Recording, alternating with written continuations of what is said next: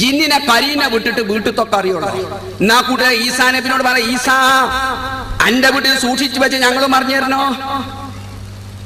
ഈസാ നബിക്ക് ഒരാളെ വീട്ടിൽ സൂക്ഷിച്ചു വെച്ചത് അറിയണമെങ്കിൽ അള്ള ഉദ്ദേശിക്കും പട്ടോ, അള്ള ഉദ്ദേശിക്കും വഹി അറിയിക്കണം, അല്ലെങ്കിൽ ഈസാ നബിക്ക് അറിയില്ല.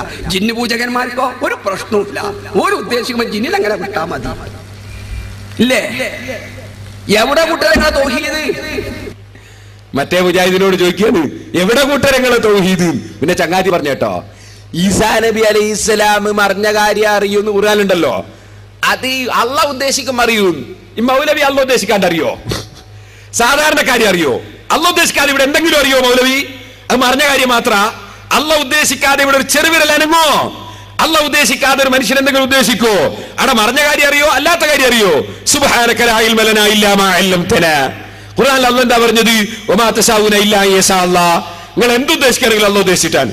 അവിടെ മറിഞ്ഞ കാര്യം മാത്രം അള്ള ഉദ്ദേശിച്ചിട്ടു, ബാക്കിയുള്ള അള്ള ഉദ്ദേശിക്കാതെ മൂപ്പരെ ഉദ്ദേശിച്ചിട്ടാ? അള്ള ഉദ്ദേശിക്കാതെ ഇവിടെ എന്തെങ്കിലും നടക്കോ?